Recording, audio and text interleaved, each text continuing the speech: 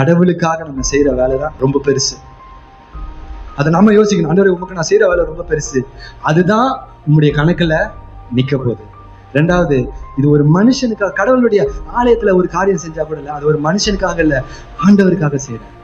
ஹல்லேலூயா. மூன்றாவது, தாவீது அவனால இயன்ற மட்டும் தன் பிள்ளைக்கு தேவ ராஜ்யத்திற்கு அல்லது ஆலயத்துக்குரிய எல்லாவற்றையும் சேர்த்து வச்சான். அவங்களால முடிஞ்ச வரைக்கும் உடைய பிள்ளைக்கு விசுவாசத்தையும் கிருபையையும் நீங்க சேர்த்து வச்சு. நான்காவதாக நம்ம பார்த்தோம், அதை செஞ்ச தாவீதுடைய வாழ்க்கையில ஆண்டவரை கொடுத்த ஆசீர்வாதம், அவனுடைய பிள்ளைக்கு கொடுத்த ஆசீர்வாதம், நான் அவனுக்கு பிதாவா இருப்பேன், அவன் எனக்கு குமாரனா இருப்பான். அவனுக்கு மாத்திரம் இல்ல, இன்னைக்கு அவரை விசுவாசிக்கிற, அவருடைய நாமத்தை ஏற்றுக்கொண்ட ஒவ்வொருவருக்கும், யோவான் 1:12 சொல்கிறது, யோவான் 1:12 சொல்கிறது, அவருடைய நாமத்தின் மேல் விசுவாசம் உள்ளவர்களாய் அவரை ஏற்றுக்கொண்டவர்கள் எத்தனை பேர்களோ அத்தனை பேர்களும் அவருடைய பிள்ளைகள் ஆகும்படிக்கு அவர்களுக்கு அதிகாரம் கொடுத்தார்.